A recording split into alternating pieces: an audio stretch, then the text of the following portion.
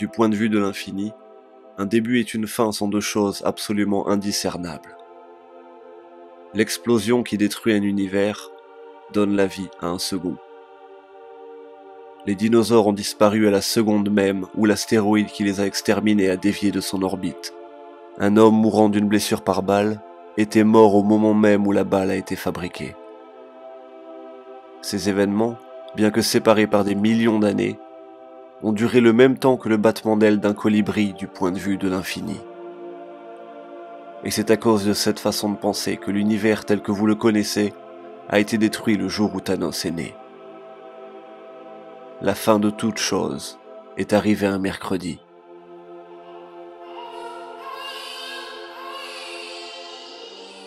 Il y a quelques siècles, sur une petite lune de Saturne, appelée Titan, Thanos venait d'une race d'éternels, et pour une raison inconnue, il est arrivé différent.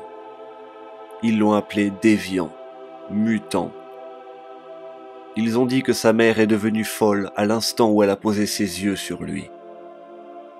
Mais ce n'était pas totalement vrai. Elle a perdu la raison la première fois qu'elle a prononcé son nom.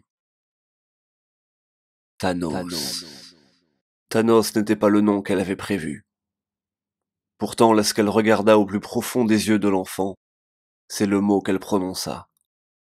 Et si vous lui demandiez d'où venait ce nom, elle vous répondrait qu'un vent froid lui a murmuré à l'oreille. Elle vous dirait aussi que devenir folle n'était pas une si mauvaise réaction, après avoir regardé au plus profond des yeux d'un être universel. Vous aussi, vous deviendriez fou si vous aviez donné naissance à un dieu. À partir de là, les choses se sont compliquées. Alors qu'il grandissait, Thanos se mettait à expérimenter et à altérer la biologie, augmentant sa force, son intelligence et sa cruauté.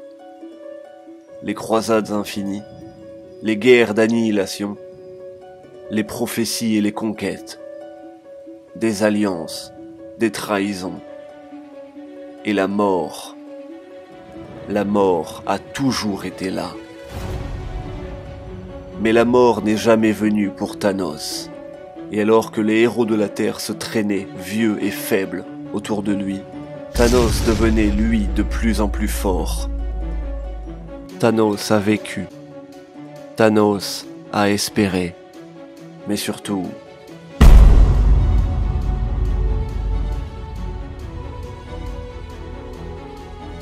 Et alors, dans les ruines de l'ancien monde, Thanos en a donné naissance à un nouveau.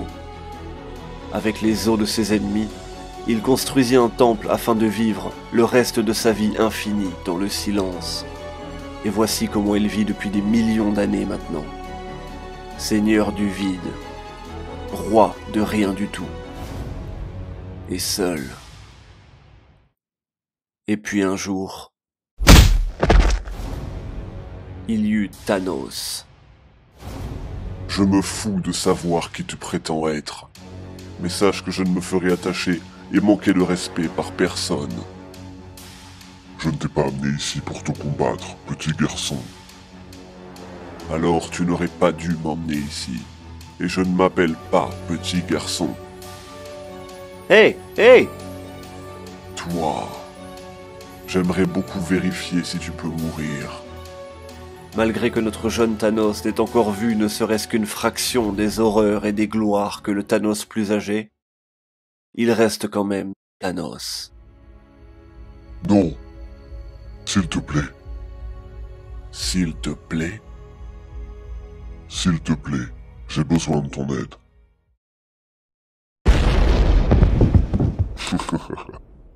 Magnifique.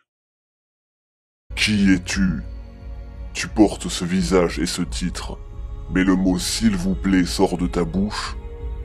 Tu me supplies. Tu n'es pas un roi. Tu n'es pas Thanos. Si notre jeune Thanos avait encore des doutes sur le fait que l'homme devant lui était réellement lui-même des millions d'années plus vieux, ils se sont évaporés grâce au pouvoir cosmique brûlant l'air de ses poumons. Tu parles trop. Dion. Et au son de son vrai nom. celui que sa mère avait choisi pour lui avant que son esprit ne se brise. Non qu'elle n'a dit qu'à lui, le jour où elle est morte. Et à ce moment-là, Thanos a décidé de le croire. Pourquoi as-tu besoin de mon aide? J'ai perdu quelqu'un. J'ai besoin de ton aide pour m'aider à la retrouver. Qui? Devine.